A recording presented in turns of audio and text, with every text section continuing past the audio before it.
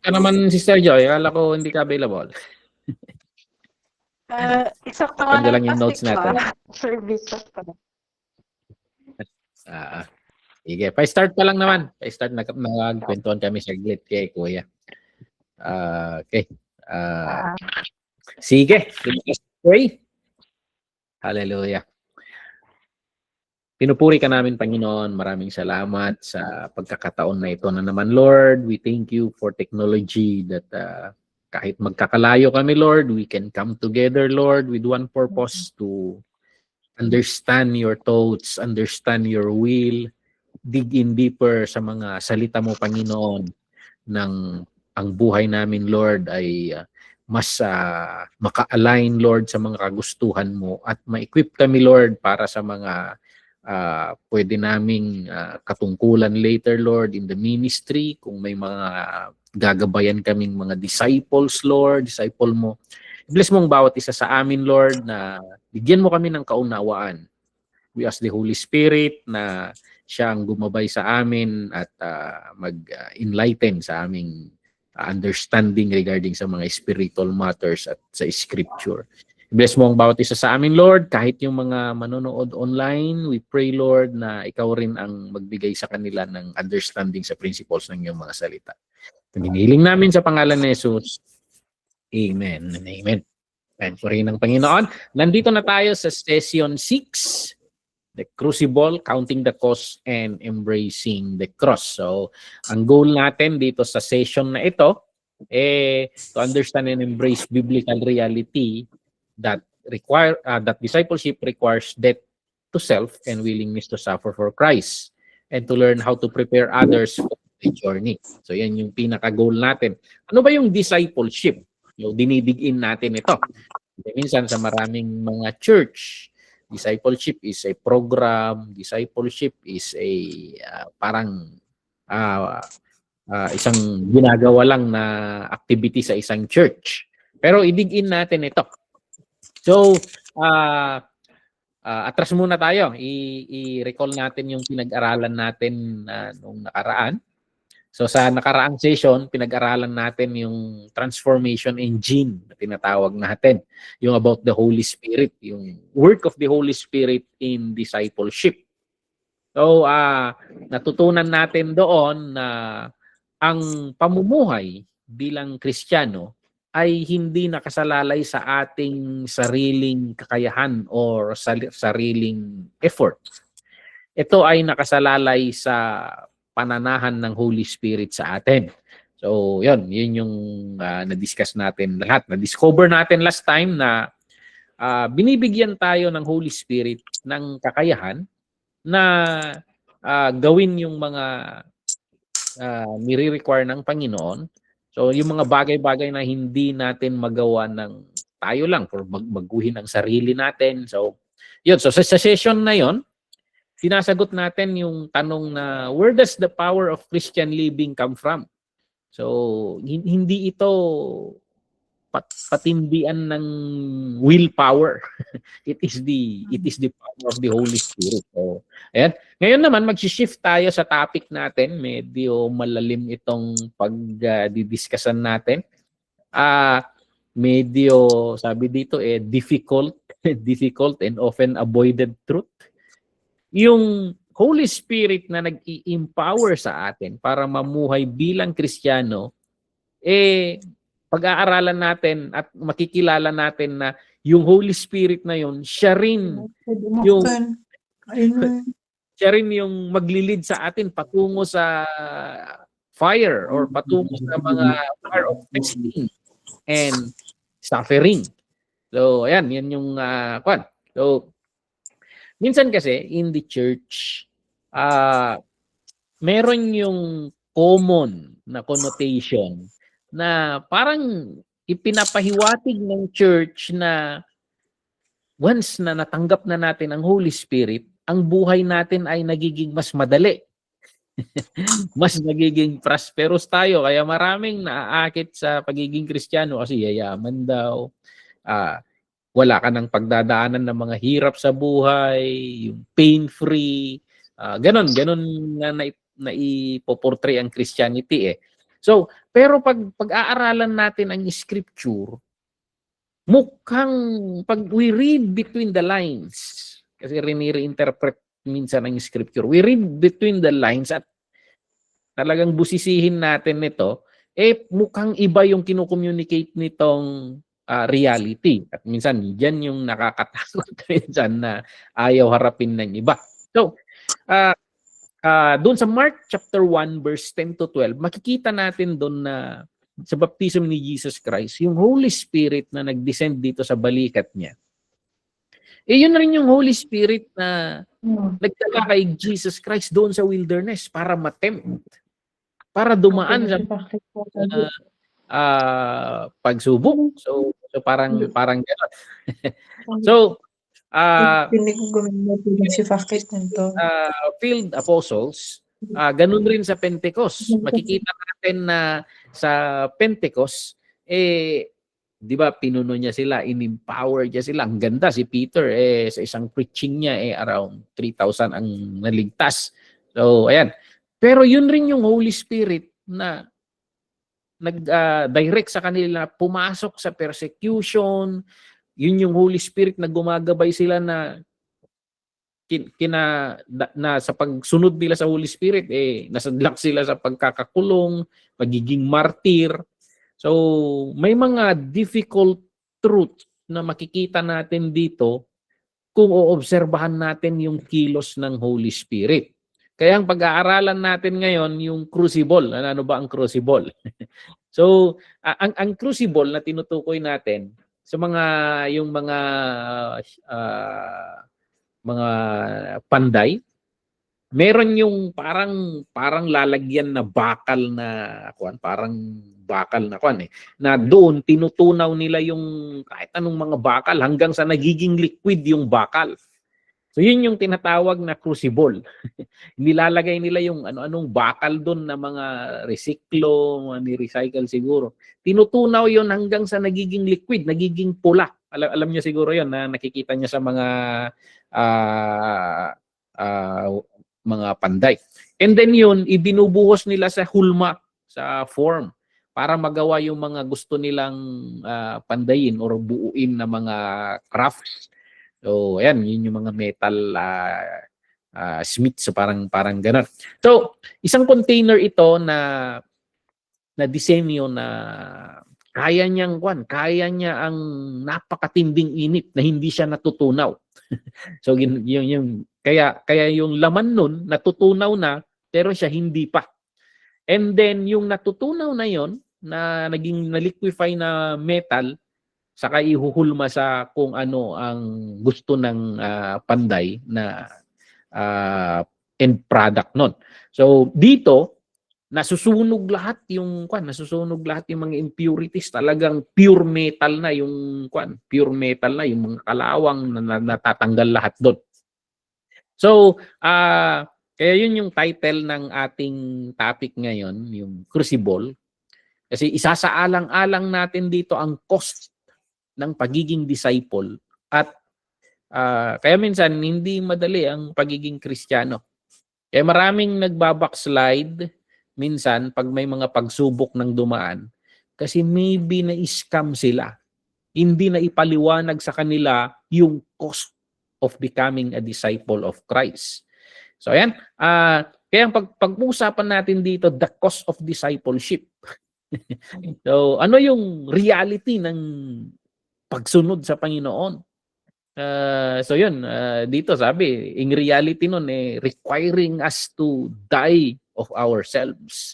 So ayan, i-examine natin itong bagay na gusto nating iwasan.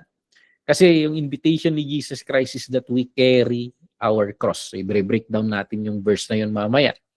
So actually, this is the process na tayo ay magiging mga genuine disciples. So may reflection question tayo dito.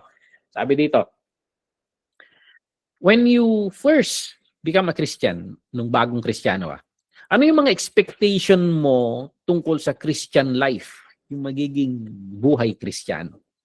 So, ayan, siyempre, pag bagong Kristiyano tayo, ang saya. Pakanta-kanta tayo, ang buhay ng Kristiyano ay masayang tunay. pero ang dami ng problema pagdating ng panahon. Parang akala ko ba napakaganda, medyo nag-question tayo. So, have those expectation been challenged or confirmed? Yung expectation ba natin nung una nag-struggle ba tayo dun or na-confirm ba na totoo yung mga yon? So, titingnan natin yung core concept ng discipleship.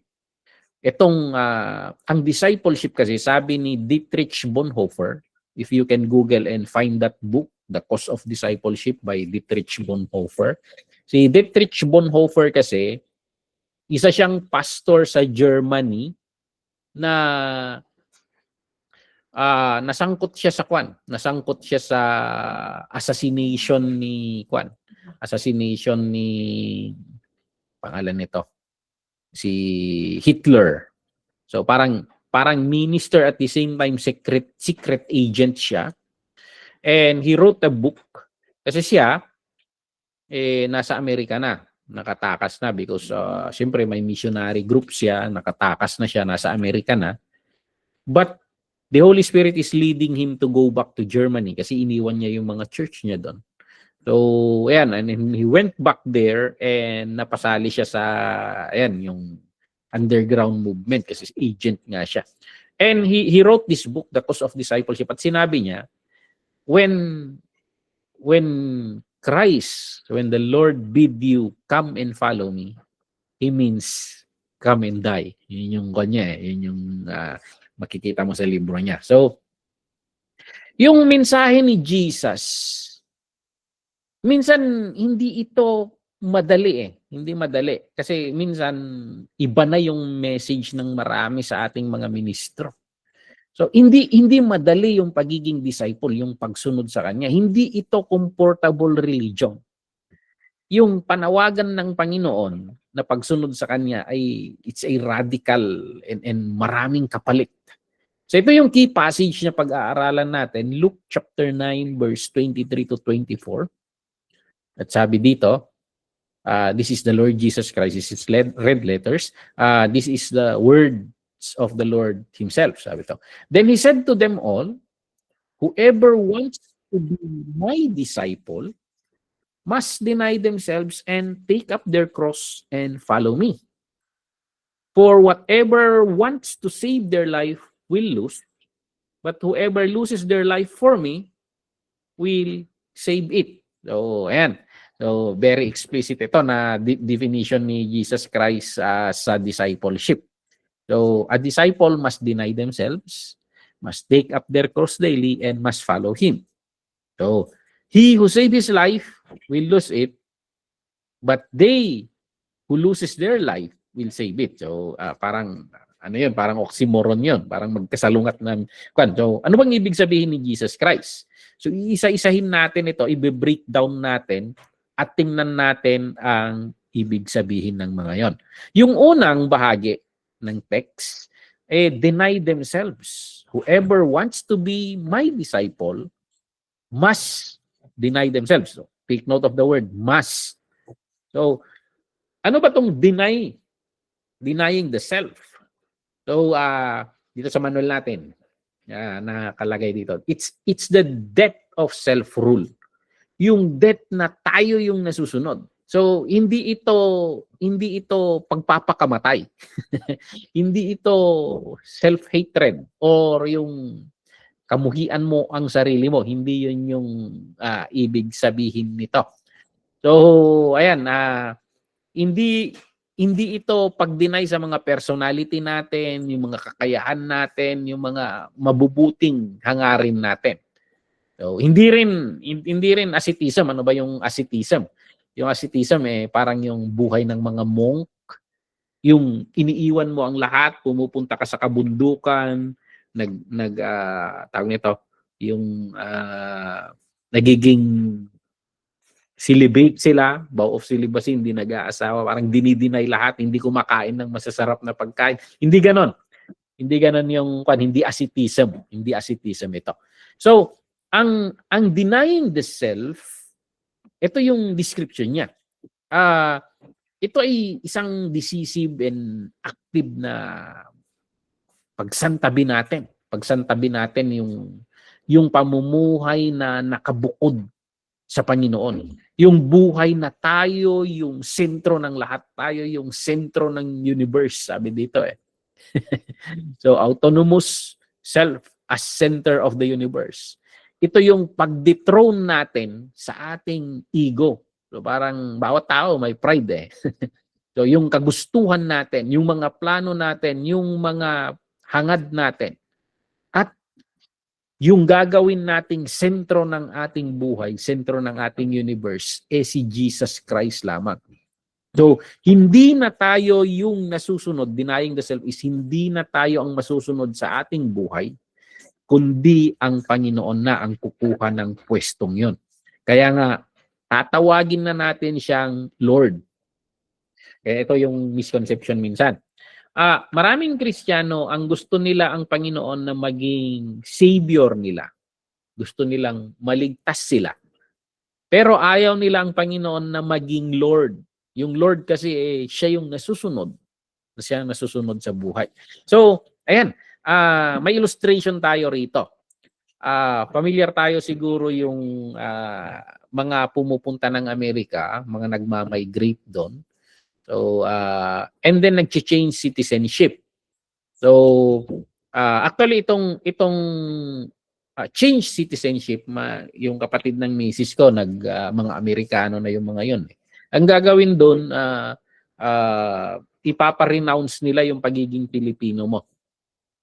So, ayan, tatalikdan mo yung pagiging Pilipino at mamamanata ka sa bandera ng Amerika na dandun na yung loyalty mo. So, papahawak nila yung flag ng Amerika and then mamamanata ka doon. So, tatalikdan mo na ang pagka-Pilipino at yayakapin mo ang pagka-Amerikano. So, ganun yung concept nito. So, hindi na ikaw, yung dating ikaw, hindi na ikaw ang nasusunod, kundi yung bagong Lord na ng buhay mo. Yun yung kwan. So, this is publicly renouncing the allegiance to the self, yung ikaw. Surrendering your self. yung self-passport mo, yung mga karapatan mo sa sarili mo. So, burning the flag of your own ego and pledging total loyalty to the Lord Jesus Christ. So, denying self, parang renunciation ceremony. So, seremonya para sa pagkakaila sa pagkasino mo. So parang dinedeclare mo na hindi na ako ang ruler ng aking buhay. Si Jesus na ang ruler ng aking buhay. Yun yung sinasabi. Marami kasing mga Kristiyano na tinatanggap ang Panginoon dahil ayaw lang pumunta sa impyerno. Gusto lang pumunta sa langit. Pero hindi nila naiintindihan na ang panawagan ng Panginoon to become a disciple, to become a follower of the Lord Jesus Christ. So, wala. Nung tumanggap naman ako sa Panginoon, ang gusto ko lang maiwasan yung impyerno, pumunta sa langit. Ganon yung konsepsyon na yung pagkaunawa na naipaunawa sa mga Kristiyano. Hindi na ipaliwanag sa kanila na ibang biyahe na to. Yung pagtanggap sa Panginoon is following the Lord, surrendering our life to Him, and making Him Lord of our life. Okay? So, ayan. For example, may mga practical examples natin dito. Now, for example, may mga nakaaway ka, may gumawa ng masama sa'yo. And ang sakit ng loob mo sa kanila at gusto mong makapaghiganti. Okay? Now, the Lord Jesus Christ demands that we forgive. Ang sakit ng loob mo, you want to get even. Pero dahil ang Lord ng Panginoon, ang Lord na ay ang Panginoong Hesus sa buhay natin, He demands that we learn, we must forgive. Yan yung question, yan yung mga mahirap na question ni Peter.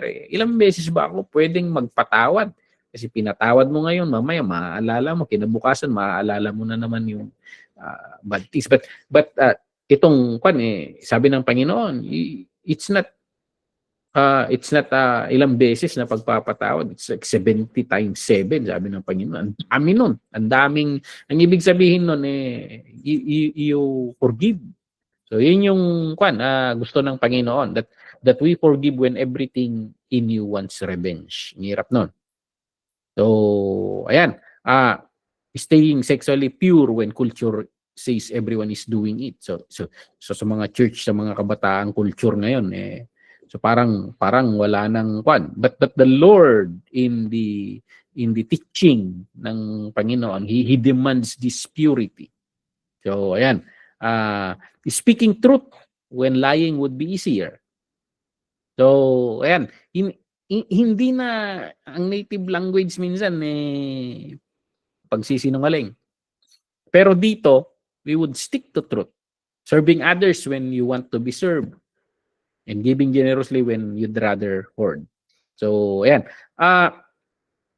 May deacon kami na actually architect siya and he builds projects with the government. Now, may project siya na dito sa university. And ang nangyari, na-delay yung pagkatapos ng project niya. Siyempre, may mga pandemic, gano'n. Na-delay, pero na-complete niya yung project. And pinenalty nila siya. So parang hindi na niya makukuha yung last na bracket ng payment. Around 1.7 million nata yun. Ang laki nun. Talagang yun sana yung gain niya sa project. So parang ang nangyari, nagtrabaho siya, lugi pa siya. So parang gano'n. And nagkikwentuhan kami. Yun, talagang pinagtripan nila siya . Siyempre, laking project niyan. Isang building yan. 1.7 yan na collectibles niya sana. Kaso, ayan, nakita nila yung ground sa kanya na na-delay siya sa project. So, ayan. So, pwede kong habulin, sabi niya . Actually, pwede namang i-underground. So, siguro dating gawain, mga ganon, na mag-underground ka para makuha mo yung pabor. Kaso, sabi niya sa akin, iba na tayo ngayon . Hindi na natin gawain yun. So, because of that stand in the conviction of the Lord sa kanya na now you do what is right. Makiusap ka, do what you must. Makiusap ka, i-explain mo yung side mo, magmakaawa ka, pero not that. So parang ganun yung kwan ng Panginoon. So lumipad yung 1.7 because he cannot do anymore the things na yung mga yon. Kaya sakit ng loob, parang ganun. That's 1.7. That's 1.7 million. Now, medyo nakaka-move on na, tapos pumutok yung controversial natin dito sa Pilipinas regarding flood control na billion. And parang walang nadidiin sa billion.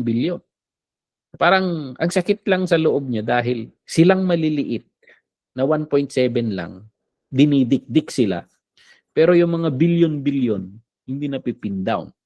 But, so yung challenge sa kanya is, hindi, you need to do what is right and you learn how to forgive. So that is a very hard sa kanya. That's a very hard na iba na tayo . Yun yung kanya. So, ayan, may reflection questions tayo dito.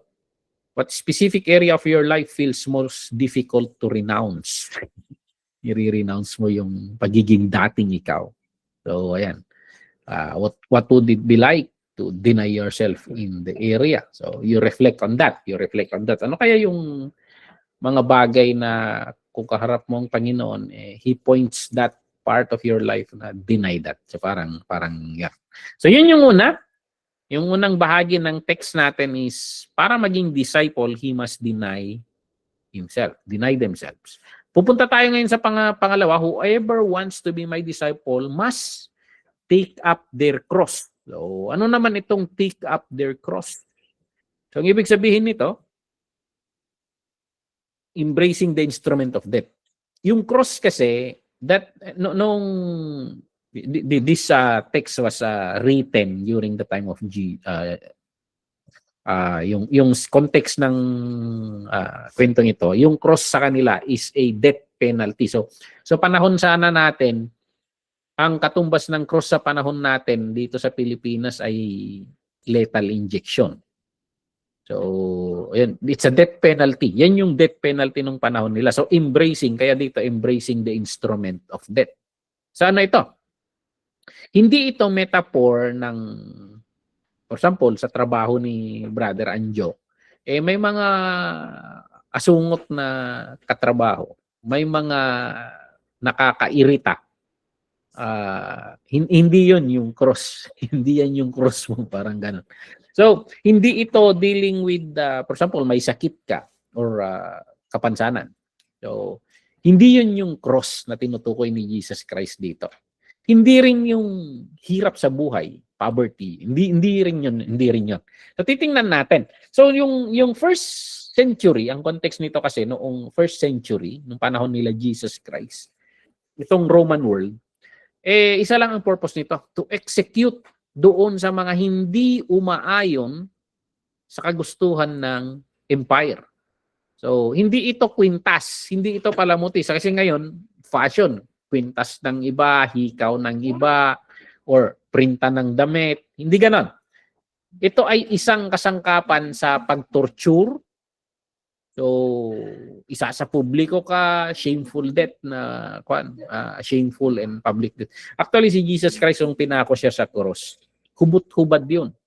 Kasi yung nakikita natin sa picture, sinensor nila may suot na siyang parang lampin. May suot siyang sa lawal. Parang ganon.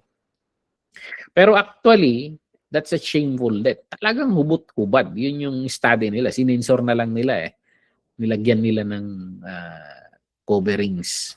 But that's how shameful yung one. So, sugat-sugat siya sa buong katawan, dugo, ulo, hanggang talampakan. So, ayan, sa likod niya dahil sa latigo, punit-punit yung, expose yung buto niya siguro sa likod kasi yung pamalo nila, yung latigo nila, may hooks yun So, pagpalo nila, babaon yung hook sa likod, tapos pagkila nila, sasama yung mga laman-laman. So imagine mo, expose yung buto sa likod, 39, 40 lang slashes yan. Ang dami niyan. So, torture siya, torture and public and shameful death. So, ito yung language na ginagamit ni Jesus. Take up your cross. Means, anong ibig sabihin nun? Accept the sentence of death upon your natural sinful life. Yung makasalanang tayo, torture yan.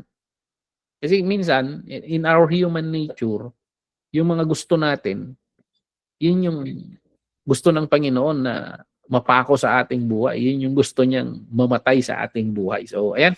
It's willingly choosing the path of obedience that leads to suffering.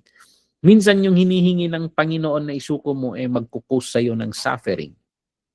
Magkukus sa'yo ng shame. And mawawalan ka ng mga bagay-bagay alang-alang sa Panginoon. So, ayan. May example rin tayo dito. So, isang tao sa first century Jerusalem, pag nasintensyahan ng krimen na karapat-dapat sa pataw na kamatayan, so, yung cross niya, bubuhatin niya yan. So, maidi-display yan. Dadaan mismo sa main road doon sa Jerusalem na sa gitna ng market. Talagang public yung, for example, kung magnanakaw yan, dyan, sinusumpa ng mga tao. Deserve. Parang gaganon sila. So, ayan. Pag yung dito, he is under death sentence. So, itong carrying the cross is understanding that the old self is under death sentence. So, you carry that cross, and then ang sinasabi mo, we are putting the old self into death. Carrying the instrument of his own execution. So, binubuhat mo yung kwan. So, ayan. And then, patungo ka sa suffering and shame. Suffering and shame. Kaya minsan, marami yung kwan eh. Marami yung mga nagsasabi na yung magbabagong buhay na sila. So, marami akong narinig na kwento. So, for example, yung mga lasinggo. Tapos, hindi na sila iinom. Minsan, pinepersecute ng mga kasamahan nila. Pinipilit nilang painumin, kinakantsawan, binubuhusan ng alak, and it's condemning the old self. Hindi na yun eh. So, iniinsulto, tinatawanan, and that's part of it. So, parang pag niyakap mo, binuhat mo yung cross, there's no turning back. It's going to death. It's going to death. So, ayan. Kaya nung sinabi ni Jesus Christ na take up your cross, ang sinasabi niya eh, embrace the fact that following me means you're walking towards death. Death to your sin, your selfishness, your reputation, and comfort. So aasahan natin na pag tinanggap na natin ang Panginoon, we are going onto the path of discipleship. Ibig sabihin, we need to look at sin as something that needs to be killed. Yung makasarili natin, nakasentro lang tayo sa mga sarili nating kagustuhan, that needs to be denied also. That needs to be. So parang nagiging selfless tayo. So yung reputation natin, nakataya yan. And minsan, kahit yung comfort natin. So it's doing it publicly. So parang kita ng tao yan eh, pag magbabagong buhay ka. And we need to stand by that. Okay? So, ayan, ito yung kwento ko kanina. Yung businessman refusing to participate in unethical practices. So, ayan, for example, si Brother Anjo, ipropromote daw siya. Pero, may kapalit na hindi naman kaaya-aya. So, gusto mo yung promotion, pero may isang bagay naman na ipapagawa sa'yo na hindi kaaya-aya sa Panginoon. And sinasabi ng Panginoon ng isa, sometimes that is the cost. So, bye-bye promotion. Parang ganun yung nangyayari. So, yun yung we need to stick on the will of God. So, hindi na tayo yung nasusunod. Yun yung ibig sabihin nito. So, ayan. Reflection question. What might taking up your cross look like in your specific context? So, maybe kay Kuya Francis sa trabaho, sa community. So, anong bagay-bagay dati ang inire-require ng Panginoon na maipako?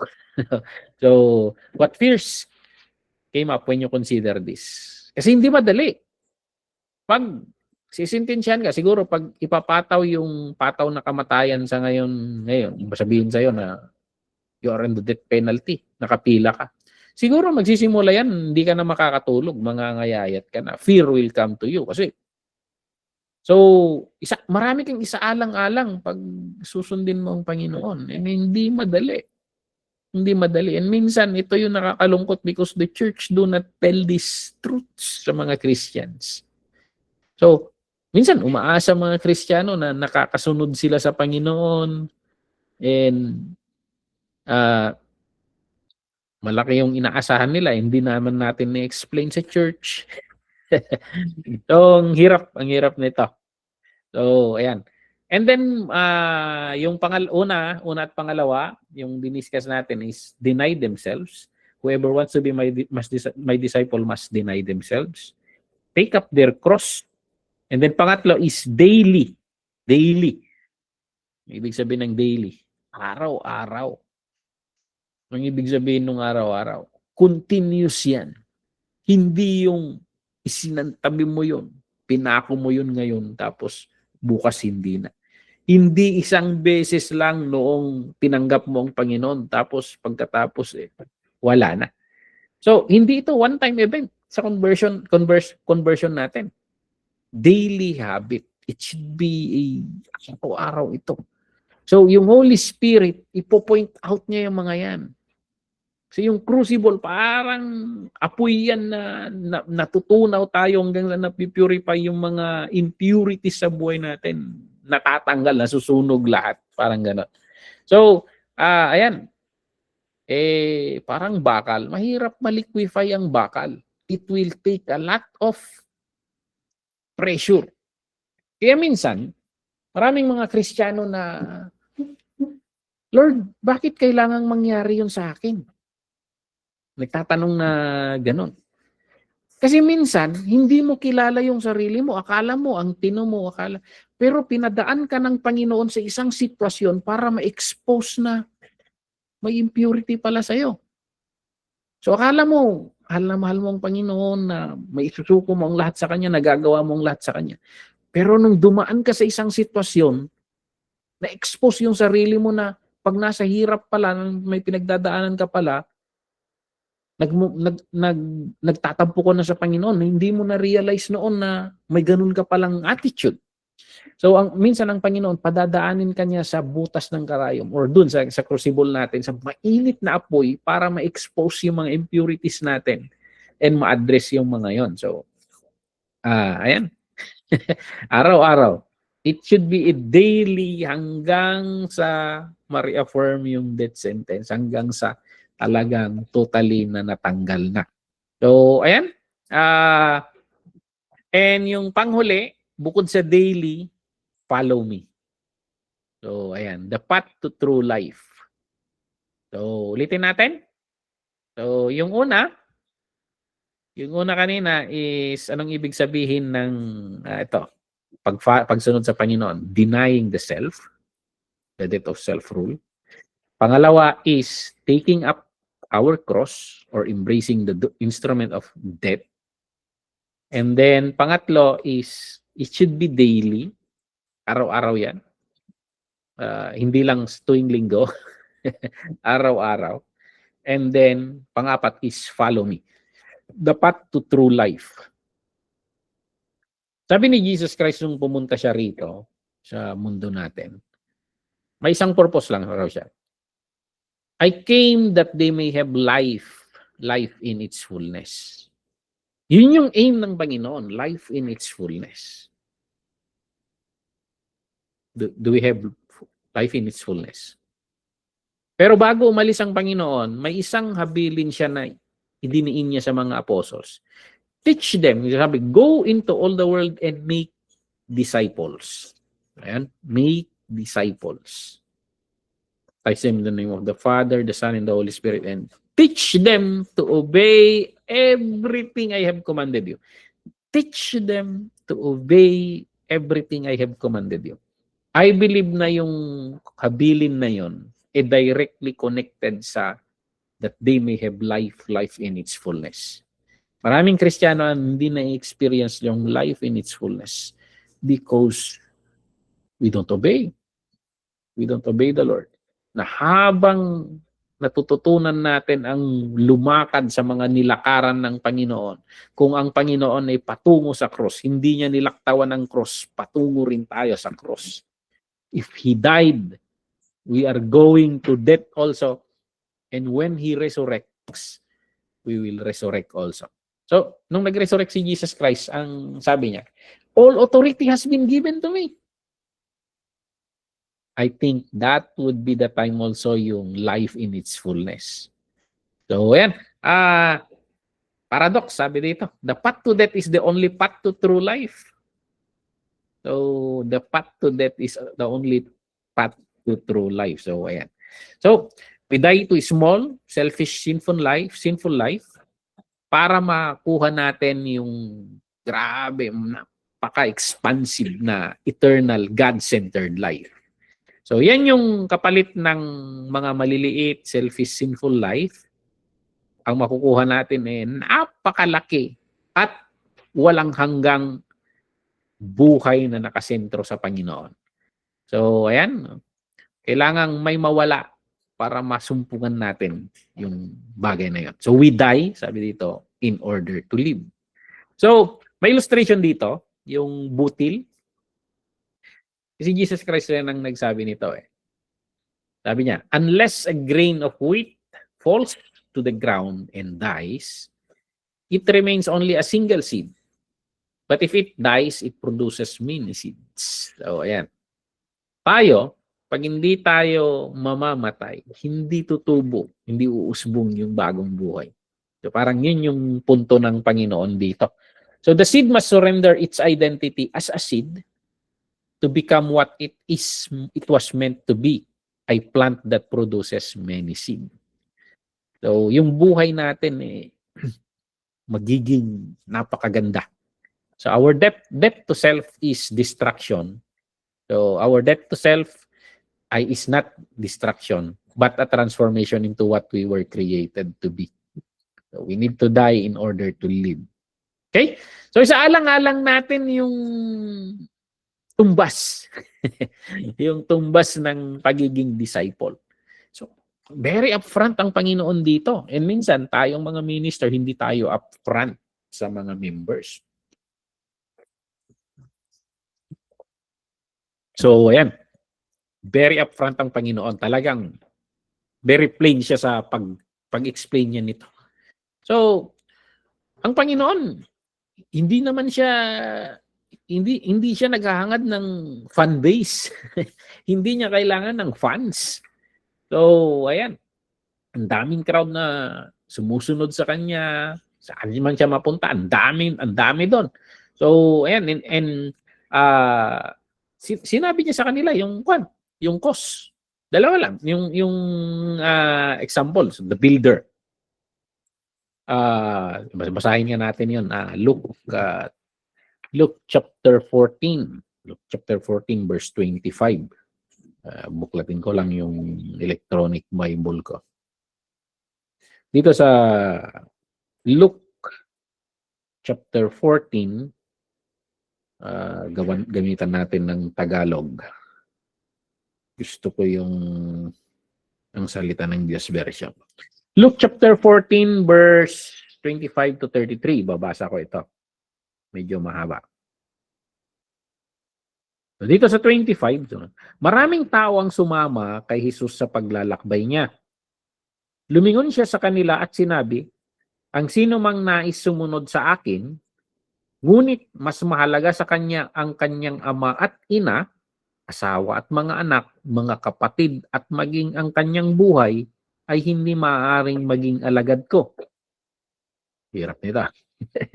Ang sino mang ayaw sumunod sa akin dahil natatakot siyang mamatay para sa akin, ay hindi maaaring maging alagad ko. Ang sino mang gustong sumunod sa akin ay katulad ng isang tao na nagbabalak magtayo ng isang tore. Una, iisipin niya muna kung magkano ang magagastos niya. Magkano ang magagastos niya sa pagpapatayo at kung may sapat siyang perang gagastusin hanggang sa matapos ito. Sapagkat kung hindi niya ito gagawin, baka hanggang pundasyon lang ang may pagawa niya at hindi na matapos. Kaya pagtatawanan siya ng makakakita nito. Verse 30, sasabihin nila, nagpatayo ng tore ng ang taong ito pero hindi na kayang ipatapos. So, verse 31, katulad din ng isang hari na gustong makipagdigma sa kanyang kapwa-hari. Dapat isipin muna niya kung makakayanan ng 10,000 sundalo niya ang 20,000 sundalo ng kanyang kaaway. 32. At kung sa palagay niya ay hindi niya kaya, magpapadala na lang siya ng mga kinatawan para makipagkasundo bago dumating ang kanyang kaaway. Gayon din naman, kung hindi ninyo magawang talikuran ang lahat ng nasa inyo, ay hindi kayo maaring maging alagad ko. Very upfront ang Panginoon dito. So may dalawang illustration siya rito. Una, yung builder. Sinasabi niya, kung magpapatayo ka ng bahay, dapat i-estimate mo yan. So nagplano ka ng 2 story na bahay, hindi mo naman kakayanin. So, tatawanan ka ng mga tao kung nagpasimula ka ng ganun, napakalaki, tapos namatay ka na, hindi mo naman natapos. So parang ganun, good estimate. Or yung pangalawa is yung king. Naghangad kang makipaggera. 10,000 yung sundalo mo, 20,000 yung kwan. Dapat, pag-isipan mo yun. Pag-isipan mo. Kaya maraming Kristiyano minsan ang bara-baraba, daming sinasabi, hindi ikina-count in yung cost. Ano yung cost? Titingnan natin ito. In the same way, sabi, those of you who do not give up everything you have cannot be my disciples. Ito yung nire-require ng Panginoon. It's a total surrender. Yun ba yung nakikita natin sa claiming to be Christians? Yan. It's a total surrender. Hindi na tayo yung boss ng ating buhay. Hindi na tayo yung nasusunod. Ang gusto ng Panginoon, siya yung nasusunod. So, yun yung quad. So, tingnan natin yung mga cost na binanggit ng Panginoon. Una, relationship. So, family conflict over faith choices. Pwedeng losing friends who do not understand your commitment. Now, balik tayo sa context ng quad. Balik tayo sa context ng ni Jesus Christ during that time. Hindi niya sinasabing talikdan mo ang pamilya mo. Hindi niya sinasabing magalit ka sa magulang mo. Tingnan natin yung context nila bakit sinasabi ni Jesus Christ yun. Sa context nila noon, very radical na yung teachings ng Panginoon. Actually, even the claim that He is God. So, ayan. Hindi lang direkta si Jesus Christ sa pagka-highlight na He is God. Pero, makikita mo sa mga arguments yung, for example, yung baldado na pinagaling niya. Sabi niya, my son, my child, your sins are forgiven. Tapos, sabi nila, sino ka para magpatawad? Tanging ang Diyos ang may kakayahang magpatawad. Yun yung sabi nila. Ang argument ni Jesus Christ, anong mas madaling sabihin? Ang napatawad ang kasalanan ninyo? Ang napatawad ang kasalanan mo? Or bumangon ka at tumayo? So, yun yung kanya. So, sa theology kasi ng Hudyo, only God can forgive.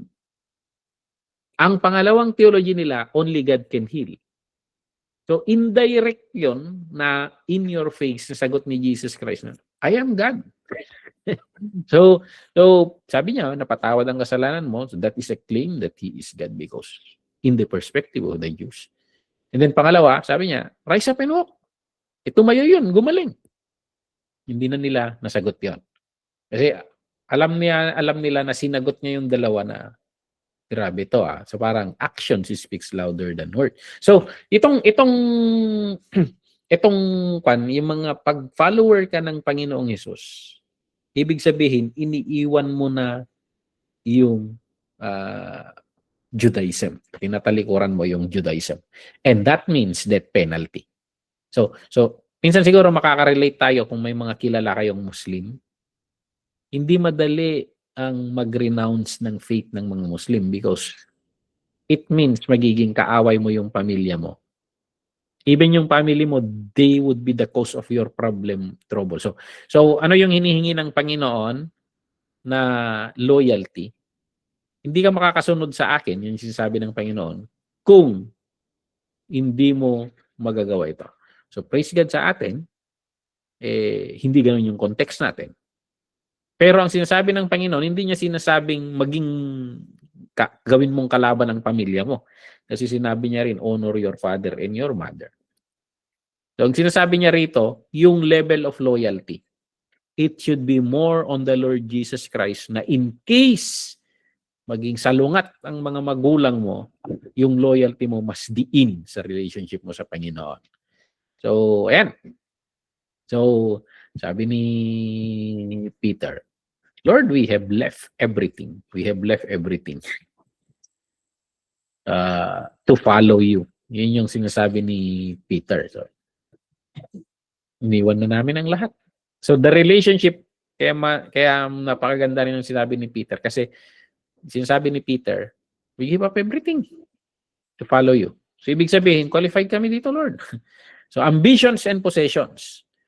So, ayan, career limitations due to ethical standards, hindi mo na magagawa yung mga under the table, pasipsipan dito, pasipsipan doon. Hindi mo na magagawa yung mga ganon dahil may ibang ethics na tayong sinusunod, the ethics of Christ. So, minsan, for example, kung hindi ka pa Kristiyano, you are in an illegal business. For example, nagbebenta ng droga, mga ganon. And maghihirap ka na because kailangan mong kumita na sa malinis na paraan. So parang ganun sana yung mga magbabagong buhay na galing sa ganung buhay. So si Zacchaeus dito sa Luke 19 verse 8, sabi niya, look here and I'll give my half of my possessions to one. Kung may mga kinurakutan pa ako, bayaran ko sila ng ilang beses, sabi ni Zacchaeus. So ayan. Yung example natin si Zacchaeus dito. May mga bagay na hindi mo na pwedeng gawin. And mas mahalaga sana ang cause nun ang Panginoon kaysa sa ambition and possession mo. Okay? And then even itong reputation. So, pwede kang malabel na bigot. So, ayan, paurong na pag-iisip. Ayan, hangal, parang ganun, na-exclude ka na sa kwan, nape-persecute ka. Pero that's the life. That's the life of the apostles. Yun yung nangyari sa kanila. Even Paul, lalo na si Paul. Kasi si Paul, Sanhedrin si Paul, ang katumbas ni Paul sa panahon natin, either congressman or senador. Parang ganun ang katumbas ni Paul kasi sila yung mga lawmakers doon sa bansa nila. Sanhedrin. Parang senador si Paul noon. Pero nung sinundan niya ang Panginoon, nung tinanggap niya ang Panginoon, ang dami niyang isinaalang-alang. Iba na to.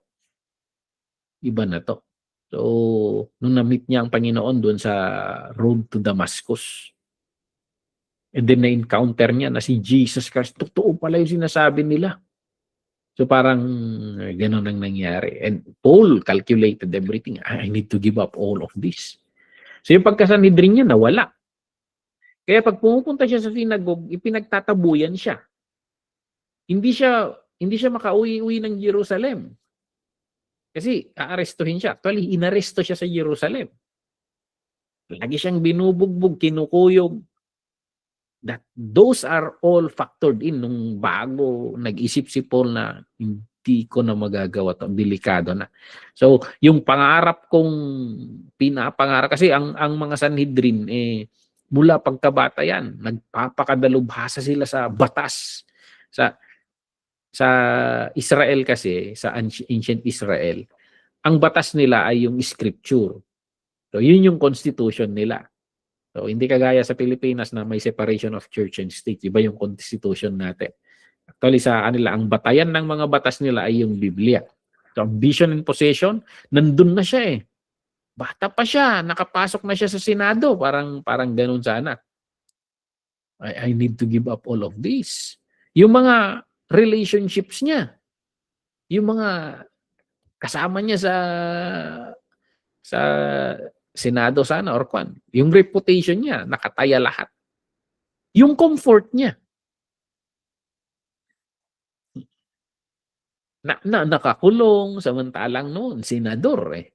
Senador, napakaganda sana ng buhay niya. But he gave up all of those for ministry. So, ayan, he endured, nakakulong siya, nabubuhay sa kulungan. Alam niyo, sa sulat niya kay Timothy, yung bago siya, yung last, I think first or second letter niya kay Timothy, sinabi niya, pakidala mo yung aking jacket, yung aking coat. Anong ibig sabihin nun? Bakit bilisan mo pakidala mo yung coat? Kasi giniginaw siya sa kulungan. Giniginaw siya, napakalamig, parang ganun. So yung comfort niya na itataya na doon. So ayan, and his very life, because he was executed. He was executed. So, yan yung mga apostol natin. Lahat sila maliban kay John. Hindi lang mamamatay si John eh. Ilang beses patayin, ayaw mamatay eh. Yan yung kaibahan kay John eh. Pinotektahan ng Panginoon. So, even Stephen was stoned to death. So, ayan. Ganun yung mapapansin mo kaya sa Book of Acts, ilang taon lang yun. And ang komento ng mga tao sa kanila is they turned the world upside down. Because ganito yung mga followers ng Panginoon noon. naintindihan nila na yung pagsunod sa Panginoon is giving up everything and even their very own life. Paano ang church ngayon? Nasaan yung description ni Jesus Christ na the church, even the gates of hell shall not prevail? Pero parang ang hina ng church sa panahon natin ngayon.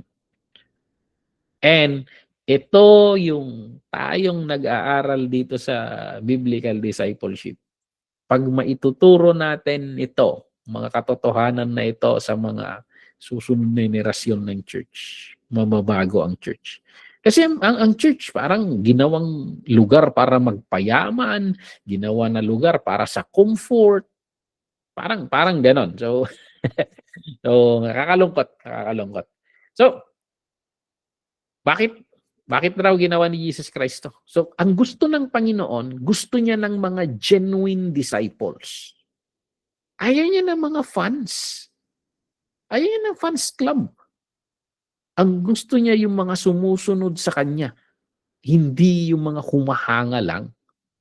So, ang mga fans gusto nila ng mga benefits ng walang cost. Ang disciples, pinag-iisipan nila yon and then kinukonsider nila kung tataya ba tayo dito. So, yun, yung bago sumunod sa Panginoon, alam nyo ba ang katapat? Kaya yung mga unang disciple ng Panginoon, yung first 12, daming kon. Si Peter, iniwan niya yung fishing industry niya. Iniwan nila yon kasi yun yung context ng disciple during their time. Iiwanan mo lahat. Where your master is, you follow. Kung nasaan yung teacher mo, susunod ka. Yun yung concept ng discipleship noon. So, ayan. Which potential cause feels most frightening to you personally? Sa buhay natin ngayon, may mga nakakatakot ba na pinag-iisipan mo, kaya ko bang isuko ito? Alang-alang natin yung mga yon. Intindihin natin yung hinihingi ng Panginoon. Pag-isipan natin. Okay? Usin tayo. So, the purpose of crucible. Ano yung crucible? Yung sinasabi natin, lalagyan ng tinutunaw na bakal. So, why God allows suffering? Bakit hinahayaan ng Panginoon ang suffering?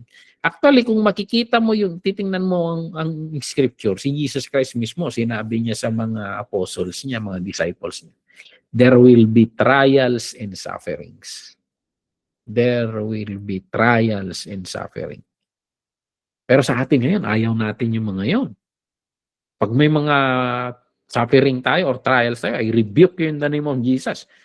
Pero si Jesus ang nagsasabi, there will be trials and suffering. Bakit inaalaw ng Panginoon ang suffering sa mga Kristiyano? Minsan maraming Kristiyano magtataka sila kasi ang nasabi sa kanila, kung susunod ka sa Panginoon, magiging maganda ang buhay. Ang buhay ng Kristiyano ay masayang tunay. Hindi nila sinabi itong mga cost of discipleship. So, ayan, doon sa pagpapanday, sa crucible, yung sabi yung tunawan ng bakal. So, yung apoy na tumutunaw sa bakal, hindi lang apoy yun. May purpose yun kung bakit may apoy. Bakit nila sinusunog ng ganun, tinutunaw yung bakal. May purpose yun. Para matunaw yung bakal at ma-reshape ulit yun. Alam niyo yung, di ba yung mga ngalakal? Bumibili sila ng mga rita-ritasong bakal, mga gano'n. Bakit binibinili nila yung mga putol-putol na bakal? Dinadala sa pabrika yan. And then inilalagay yan sa pinuputol-putol yan, then inilalagay sa crucible hanggang sa tinutunaw yan. Hanggang sa ma-purify ulit yon at ihuhulma ulit na maging bakal ulit na rebars. Ipupurma ulit yon. So, yun yung ginagawa ng Panginoon. Yung tayo na mga basurang rita-ritaso dyan, ang ginagawa ng Panginoon, tinutunaw niya tayo para mahulma niya tayo ng bagong anyo. Bagong tayo. So, ayan. So, bakit ginagawa niya ito? So, yung mga pagsubok, hindi dumadaan. Hindi hinahayaan ng Panginoon ang mga suffering ng indiscriminately, ng walang purpose. There is always a purpose. At ito yung mga purpose. Una, to conform us into the image of God. So, for example, may hulmahan. Ang gagawin ng Panginoon ay isang espada. Okay? So may porma ng espada na pag natunaw na yung bakal, ibubuhos sa porma. Pagkatapos nun, pag natuyo yun, nag-cool down yun, espada na yun. So, tinutunaw niya yung lumang pagkatao natin para pag tunaw na, pag pure na, ihuhulma niya tayo sa hulma ni Kristo. So, ayan. And we know that in all things, God works for the good of those who love Him, to be conformed to the image of His Son. So, ayan. Ito yung purpose niya, to be conformed to the image of His Son. Na, pag tiningnan tayo, ang makikita nila sa buhay natin ang Panginoon. So, ano yung primary purpose? The primary purpose of all things in a believer's life, to make us more like Jesus. To make us more like Jesus. And minsan, paano ka magiging kay Jesus kung hindi mo marirealize yung mga impurities mo sa buhay? So, Jesus Himself was made perfect through suffering. Okay? Actually, si Jesus, paano siya ginawang perfect na tao? Pinadaan siya sa napakaraming pagsubok dito sa mundo natin. At dinemonstrate niya na kahit anong pagsubok na pinagdaanan niya, ang nai-reflect niya pa rin ay yung Ama. Kaya lagi niyang nasasabi, pag nakita niyo na ako, nakita niyo na ang Ama. So it's a perfect. Now, perfect niya eh. Tayo, marami tayong impurities. Kailangan rin natin na matunaw, ma-purify, dumaan sa mga dinaanan ni Kristo. So, si Jesus Christ kasi walang impurities eh. Wala siyang impurities. Pero dumaan pa rin doon sa crucible. So, tayo, how much more sa atin para masunog yung mga impurities natin. Para may daan tayo doon and then may lagay sa hulma. Okay? We learn obedience, dependence, and trust in the furnace. So, anumang pinagdadaanan natin, so, siguro kay Kuya Francis, nung na-stroke ka, hindi madali yan eh. Hindi madali. Pero i-design siguro ng Panginoon yun para ma-realize mo yung mga bagay-bagay na gusto niyang tanggalin sa buhay. Maybe. Ganon. And then, ayan, lumalapit tayo sa hulma ng Panginoon. So yun. Maybe ganon. So, ayan, I'm not sure. So, sa pangalawa, bakit inaalaw ng Panginoon ng suffering? Pangalawa, to prove the genuineness of our faith. Para masubok kung tunay ba talaga ang ating pananampalataya. Hindi madaling sabihin na may pananampalataya ka, pero hanggang saan? Totoo ba yan? So madaling sabihin ginto ka, hanggang sa padaanin ka sa apoy. So ang ginto, pag dumaan sa apoy, mas nagiging, habang mas pure yan, mas nagre-reflect yung image ng titingin dyan. Pag hindi ka ginto, matutunaw ka dyan. Pag nilagay ka sa crucible, magugunaw yan. So ayan. These have come so that the proven genuineness of your faith, of greater worth than gold, may result in praise, glory, and honor when Christ Jesus is revealed. So, ayan. So, hinahayaan ng Panginoon ng mga bagay-bagay na yun para ma-prove na tayo mismo. Totoo nga yung pananampalataya natin.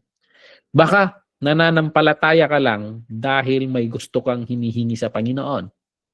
Na pag wala na yung mga bagay na yun, hindi ka nasusunod sa Panginoon. Kaya minsan, pinapadaan tayo ng Panginoon sa mga trials and tribulation para kung nandun ka pa rin, marirealize mo na totoo nga yung pananampalatayang nandun sa'yo. Take note, it is God who He is the author and finisher of our faith.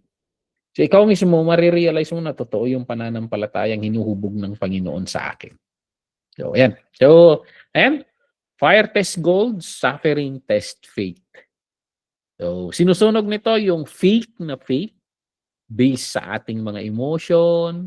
So, may pananampalataya ka dahil yumayaman ka, or dahil pinepersa ka ng Kristiyano ka dahil tinutulak ka lang ng magulang mo, hindi ka bibigyan ng allowance kung hindi ka magsisimba, parang ganon.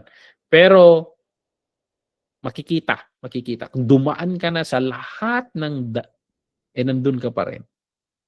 It tests our faith. So, it leaves faith that's pure, strong, and indestructible. Pag lumusot ka doon, sasabihin ng mga tao, totoo yan. Totoo yung pananampalataya niya. Okay? So, yan yung pangalawa. And pangatlo, to deepen our dependency on God. So, sabi dito, we were under great pressure, far beyond our ability to endure. Si Paul ang nagsasalita nito. That we might not rely on ourselves but on God who raises the dead. So, dumaan si na Paul sa napakatinding pagsubok para yung anuman ang sinasalalayan nila, sarili nilang katalinuhan, sarili nilang kakayahan, para matutunan nila na wala nang mapagsalalayan eh. Sa Panginoon na lang sila sumasalalay. So, suffering brings us to the end of our own strength. It forces us to rely on God's resurrection power. We discover His sustaining power in our absolute weakness. So, yan. Yan yung nangyayari. And pangapat, and panghuli, bakit daw hinahayaan ng Panginoon ang trials and tribulation? Pangapat, to equip us to comfort others. The God of all comfort comforts us in all our troubles so that we can comfort those in any trouble with the comfort we ourselves receives from God. Alam niyo, pag marami kang pinagdaanan sa buhay, magaling kang mag-minister sa mga dumadaan pa lang doon. So, ayan. And nasasabihan mo sila, dumaan rin ako dyan. Kumapit ka lang. Kakayanin yan. You comfort them. The Lord is with you. Hindi ka niya aabandonahin dyan. Humakbang ka lang. Sundan mo lang siya. Mahirap man yung pinagdadaanan mo. Nako-comfort mo siya, na-assure mo siya, kasi dumaan ka na doon. Kaya nga, all things work together for good sa Panginoon. Kahit yung mga negative things sa buhay natin, nagagawa niyang positive. We become better ministers. Wala ng Panginoong Jesus doon sa, kasi ministry niya ngayon is intercession. He is in the heavenly temple ministering for us through prayers. Alam niya yung pinagdadaanan ng bawat tao kasi naranasan niya maging tao. Naranasan niya. Lahat ng dadaanan mo, naranasan niya yan. So, kaya alam niya yung pinagpipray ka niya. Tulungan mo si Brother Anjoy, Lord. Hindi madali yung pinagdadaanan niya. Tulungan mo siya, Ama. Holy Spirit, wag mo siyang bitawan. Samahan mo lagi, i-guide mo lagi siya. So nandun siya na nagpe-pray sa Ama at nagpe-pray sa Holy Spirit. So He ministers to us. So to equip us to comfort others. So yan. Bakit nagagawa ni Jesus? Kasi dumaan siya doon. Now, pag dumaan ka doon, mas magaling ka rin gumabay sa ibang mga paraan pa lang doon. Okay? So, looking back at our past difficulty, how can you see God's purposes at work?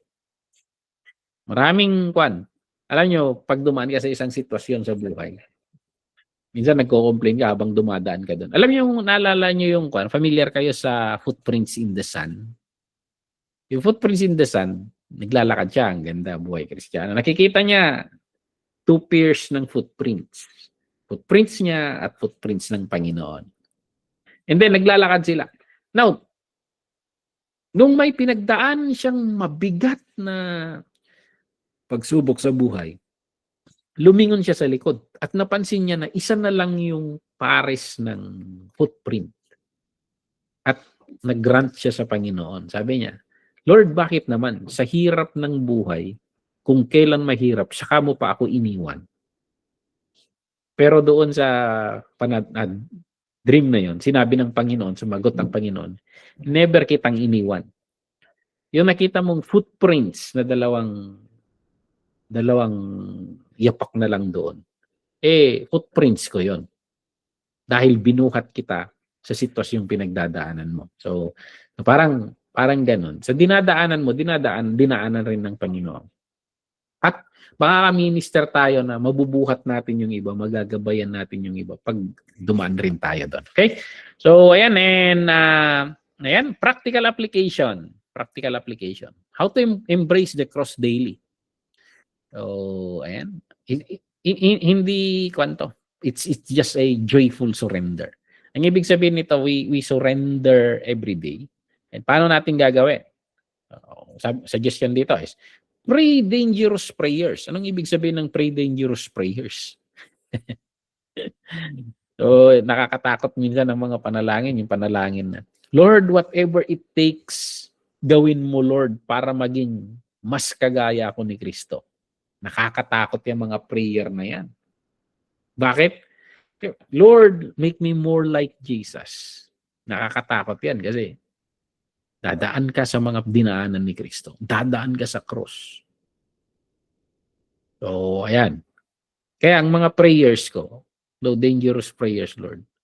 Lord, kung kailangan kong dumaan sa mga bagay-bagay na ganyan, dahan-dahan, Lord. Dahan-dahan. I ask you, Holy Spirit, enable me to endure.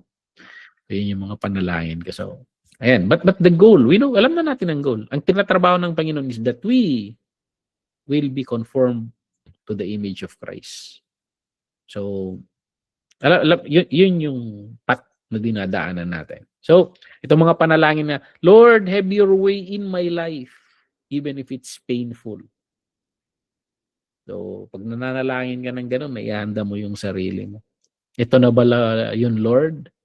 Ito na bala yun, Lord? So, help me, enable me. Lord, I surrender my plans, my comfort, and my reputation to you. So, nakakatakot yung mga panalangin na yan. Baka biglang magwalaan talaga. So, ayan. Reframe your trials. Anong ibig sabihin ng reframe yung trials? You look at the trials in a different perspective. Kasi minsan, dumarating ang mga trials na, bakit Lord, naghihirap ako? Hindi. You look at trials na hindi negative. You look at trials as a positive thing. Lord, ano ang sinusunog mo sa trials na ito? Ano ang gusto mong mabago sa buhay ko? Bakit mo ako pinapadaan dito?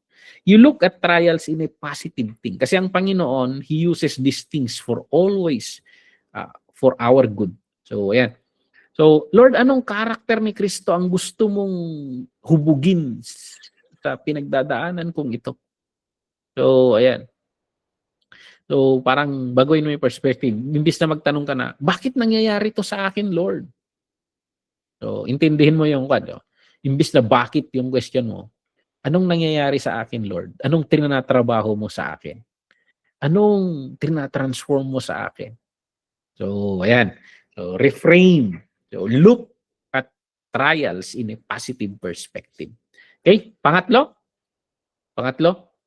choose the harder right over the easier wrong.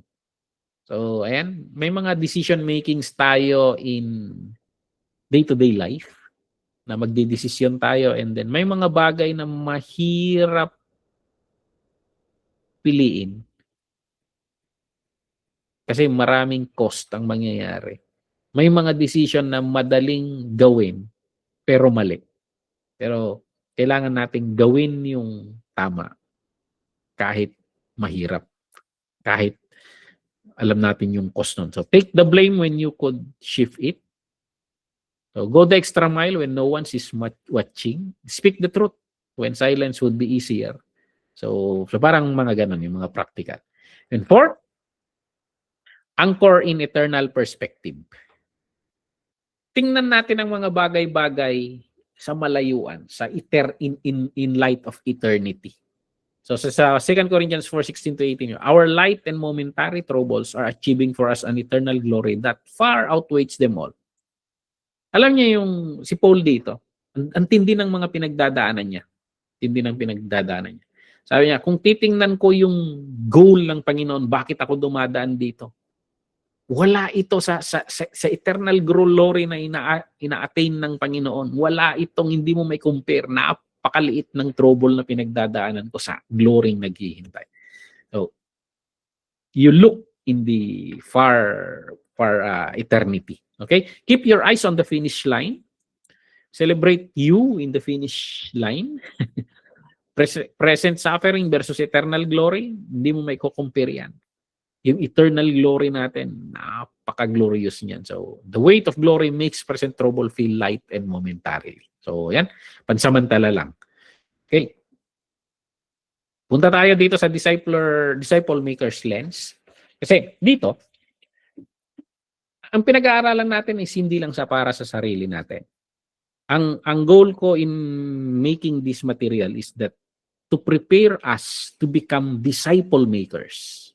So, it's to prepare you. So, to prepare you to make disciples. So, preparing others for fire. So, ang pagiging Kristiyano ay pagpasok sa buhay na very challenging pero napakakulay. Na yung end product nito napakaganda.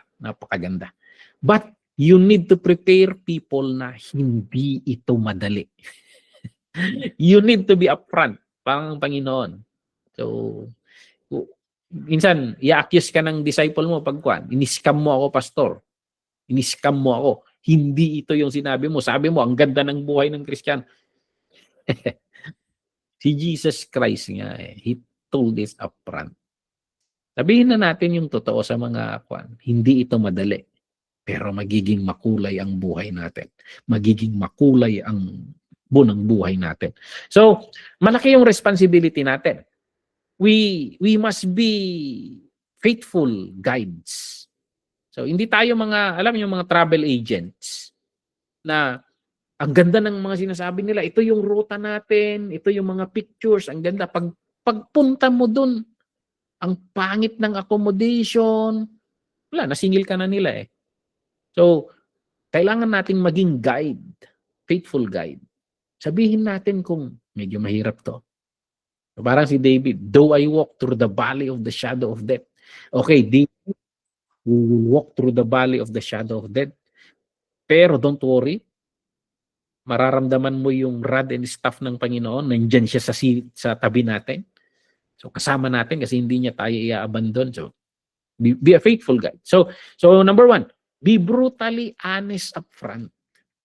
Sabihin na natin sa kanila ang totoo. Para hindi nila sabihin, in-scam natin sila. So pag may interesado sa Panginoon, i-explain natin sa kanila kung hindi madali ang pagsunod sa Panginoon. So yung nag-testify dito, nag-testify na yung pumuntang missionary na Afghanistan, nung he is trying to discover who the Lord is, kasi Muslim sila, sa taga-Afghanistan sila eh. And naiintindihan niya ang kalakaran sa pagsunod sa Panginoon. Mahirap to. Ibig sabihin nito, pwedeng talikuran ko ang pamilya ko. Pwedeng makakalaban ko ang pamilya. Maraming kapalit nito. So, nung nag-decide siya na I would embrace the Lord, walang katapat ito. So, he migrated to Iran, pero dahil sa Iran Muslim country rin, so she shifted, lumipat na naman siya sa India, dinala niya ang buong pamilya niya sa India, sa foreign country na daming pinagdaanan ng pamilya niya dahil sa decision niya to follow the Lord. So, ayan. So, explain the call to take up a cross. Hindi mo na magagawa ang mga bagay-bagay na ganito. Pero makulay ang magiging buhay mo. So, better to have someone walk away than commit to Jesus they don't understand. Okay. Mas maganda na yung upfront, you don't accept it. Kaysa yung papasok sila tapos masyashock sila sa dadaanan nila. So, tingnan niyo si Jesus Christ. Nasunod ko na lahat ng batas, sabi nung rich young ruler. Pero sabi ng Panginoon, benta mo lahat ng ari-arian mo, bumalik ka, and then follow me. So, nalungkot yung umalis na malungkot. The Lord Jesus Christ does not want a fan. He want a disciple. So kung hindi rin lang makakasunod, do not give them false hopes. So ang Panginoon ang hinahanap niya, teach them to go into all the world and make disciples. Ang ginagawa kasi ng church is save a soul. Of course, maganda naman yung soul winning. Pero soul winning ba ang pinapagawa ng Panginoon sa atin? Ang pinapagawa ng Panginoon sa atin, disciple making. Kaya nga palabo ng palabo yung Kristyanismo eh. Pahina ng kasi ang tanong, are we even listening to the Lord Jesus Christ? It's disciple making. Yun yung pinapagawa niya. Minsan tayo mga pastor, gusto lang nating punuin yung church natin eh. So hindi kailangan ng Panginoon ng mga funds. Gusto niya yung mga people na the gates of hell shall not prevail. So, ayan. Ayan, be brutally upfront. Okay? Pangalawa, normalize struggle. Okay? Papasukin mo tong buhay na ito. Struggle is normal. So, gagawa tayo ng culture na dito, dadaan ka sa mga mahihirap na bagay-bagay. Magiging honest ako sa iyo. May mga time na magdududa ka. Kasama ba kita, Lord? So, may mga failures and pains na dadaanan tayo. So, pero the grace of the Lord is enough. So, ayan. Yun, alam nyo, pag nag-decide ang isang tao, naging upfront tayo and nag-decide siya na, okay, naiintindihan ko. I will face anything. Yan yung mga tao na tuloy-tuloy lang, hakbang lang ng hakbang. Kesa yung, kung ano-anong ginagawa mo para lang magsimba. Pero ano yan, very weak yan. Ang hinahanap nga ng Panginoon is disciples. So, ayan. Don't offer trite answers. Yung mga, yung tinatawag nila, sugar-coated. So, whip with those whip. So, yun yung mga maraming pinagdadaanan. Bakit dumadaan ako sa iyo? You whip with them. Hindi ko rin alam, but this is the life. This is the life that we embrace. Hindi ko alam kung anong nire-repair ng Panginoon sa atin. So, parang ganon. But all I can trust is that all things will work together for good for those who love Him. Hindi ko ma-explain ngayon itong dinadaanan mo. Pero darating ang panahon na mauunawaan mo na maganda ang plano ng Panginoon. So all I can do is to pray with you. I will be with you. So parang ganon. And then we point to Jesus, the man of sorrows. So yan. Tell stories of faithfulness. So yan, yung binabanggit ko kanina, si Dietrich Bonhoeffer. He was executed for opposing Hitler. Kasi sa pananaw niya is, no, I need to stand. I need to fight Hitler. And he was executed for that. So, Jim Elliot. So, namartir siya sa Ecuador. So, and then ito, Corrie ten Boom. Ito yung Jewish na sa concentration camp kung saan sila inilagay. Dami niyang, you can Google his works, yung mga sinulat niya. Mga Kristiyano sa China, Iran, Nigeria, North Korea. Yung pinagdadaanan ba nila, dumadaan tayo? Hindi nga tayo nakalingkingan dun eh. Mga Kristiyano sa Muslim countries. Hindi tayo dumadaan in a matter of life and death. So, hindi ganun yung dinadaanan natin. Pero dumadaan sila sa ganun. Pero ang titibay nila. And then, sa mga dinidisciple natin, let's prepare them for battle. Let's prepare them for battle. So, ituro natin sa kanila na the armor of God. The armor of God. So, you need the shield of faith, the breastplate of righteousness, the belt of truth, the helmet of salvation. Naintindihan mo na ang kaligtasan mo ay nakasalalay kay Kristo. Hindi yan nakasalalay sa good works mo. Pupunta si Satanas, nagkamali ka na naman, nagkasala ka na naman, pupunta ka sa impyerno niyan. Yung maintindihan mo yung helmet of salvation na, hindi, save ako hindi dahil sa pagka-perfect ko, save ako dahil sa ginawa ng Panginoon sa cross. Na-confess ko ng mga kasalanan na ito and He is faithful and just to forgive me. So, ayan. And then, the sword of the word of God. So, alam mo saan ang gamitin the shoes of readiness to preach the gospel. So, ituro mo sa kanila yung paano lumaban in the spiritual realm. Armado ka sana. So, ayan. Sabihin mo sa kanila na ang buhay Kristiyano ay pagpasok. Spiritual warfare ito. Hindi tayo nagpipiknik. Hindi tayo nagtutur na kwan. No, this is spiritual warfare. Hindi magiging madali.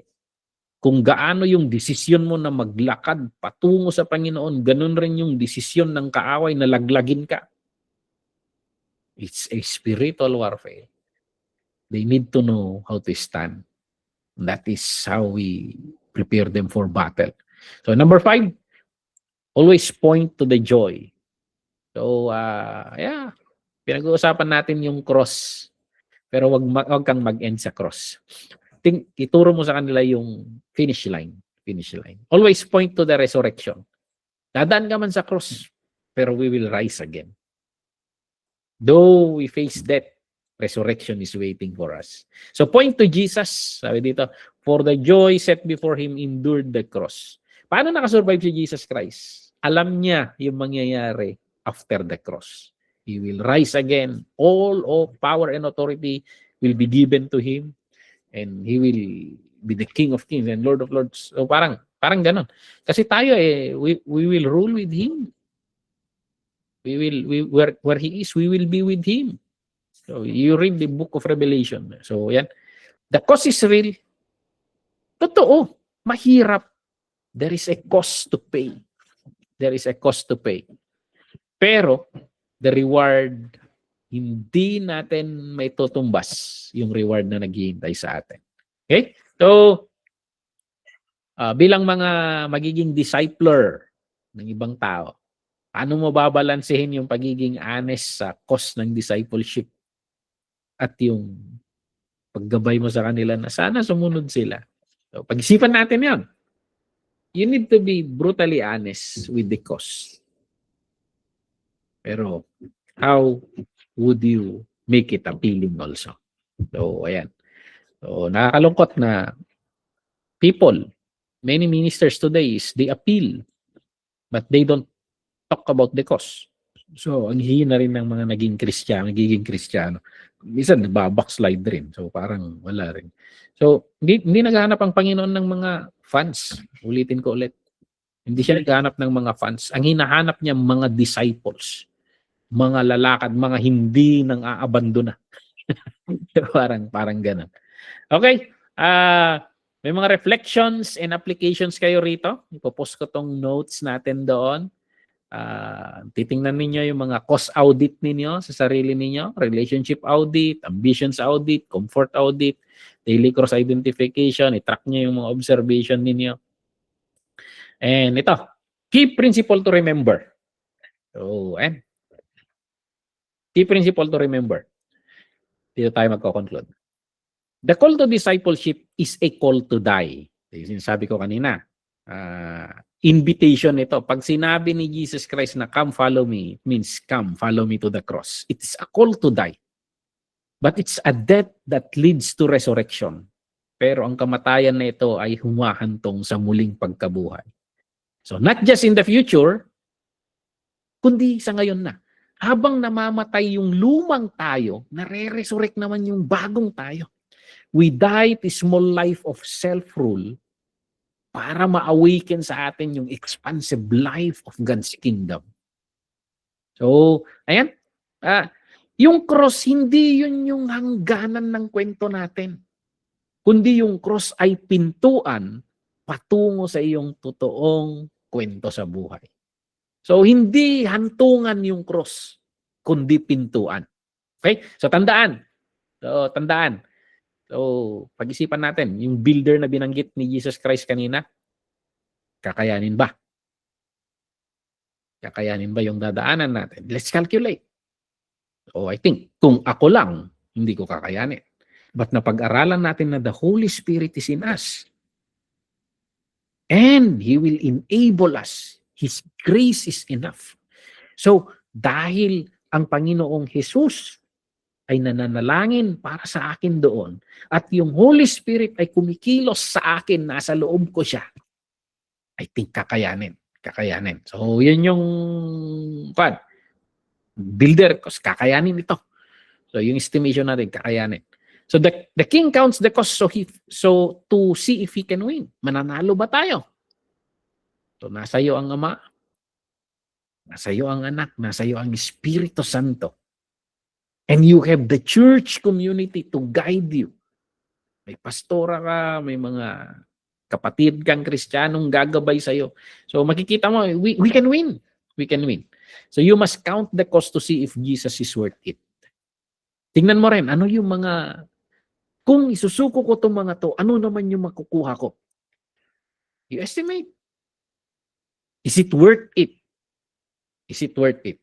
So every saint who has walked this path before us, lahat ng mga sumunod sa ating Panginoon, lahat ng sinasabi nila doon sa Hebrews, the cloud of witnesses, lahat sila sinasabi nila, He is worth of it all. He is worth of it all. Di ba kanakanta natin yan? You're worthy of it all. Sulit na sulit. Sulit na sulit ang buhay na pagsunod sa Kanya. Okay? So, dito, the crucible is not meant to destroy you but to purify you. So yung sunog, yung dadaanan nating apoy, hindi yun inilaan para sirain tayo. Inilaan yun para i-purify tayo. So, yung apoy, hindi mo kalaban sa sitwasyon na ito. So actually, kasangkapan yun ng Panginoon para gawing kang maningning, makatotohanan, at handa para sa magpakailanman. Okay? So, ito yung challenge natin. Take up your cross. Die daily. So, ayan. And this is the hardest way to live, but it's the only way to truly live. So, sabi ni Jesus Christ, I came that they may have life in its fullness. Pero sinabi niya, bago natin makuha yung life in it, teach them to obey everything I have commanded. We need to follow the Lord. So, this is our lesson for today. And I encourage you na i-print ninyo itong mga materials natin. If you are teaching Sunday school, teach it. Pag nagba-Bible study ka, teach it. We need to teach the whole truth. Purihin ang Panginoon. So, may mga question ba kayo? Clarification bago tayo mag-end? Ito yung end ng ating material. So, wala. So, sige, kung wala, we will pray. Minsan pinaprocess pa natin yung mga reflection natin. You can chat also. You can chat also dito sa chat group natin kung may mga clarification tayo. So I will be uploading itong material natin mamaya. Sige, let us pray. Hallelujah. Maraming salamat, Lord, na napakaganda ng plano ninyo sa amin. Pero hindi madali ang daan patungo sa plano na yan. Hinihingi sa amin na dumaan kami sa landas ng kamatayan. That the old us would die so that the new us would resurrect. Gusto mo, Lord, na mahubog kami ayon sa hubog ni Kristo. Lord, I pray, Lord, we ask the Holy Spirit to help us, enable us, give us the strength, the grace, Lord, that anuman ang pagsubok na dadaanan namin, Lord, ay marirealize namin na ito ay mga inilaan para sa ikabubuti namin at hindi para sa ikakasira namin, Lord. I pray, Lord, sa bawat isa sa amin, Lord, kahit yung mga manonood sa YouTube version, Lord, give us understanding, deep understanding of this truth. And make us disciple makers. I pray, O God, na tulungan mo kami na maggabayan ang iba sa landas na ito. Dahil ito ang mga tinuturo ng mga naunang lumakad sa amin, ng mga apostol mo.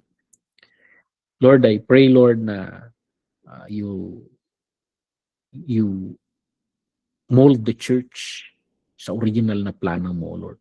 Maraming salamat. I-bless mo ang bawat isa sa amin, mga kapatid naming nasa Rizal, dito sa Ifugao, sa Dilan, and kahit sa Isabela, Lord, I pray, Lord, na i-bless mo ang bawat isa sa amin. Sa lahat ng manonood sa recorded version. Maraming salamat.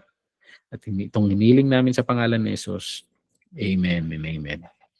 Okay? God bless sa ating lahat. God bless, Pastor. God bless po, Pastor. Thank you po. God bless. Good night po sa atin. So sa next meeting, hindi tayo makakaklase. Pero sa susunod, last week, mag-move tayo sa Thursday. Okay? So, good night. Good night, Good night po. Pastor.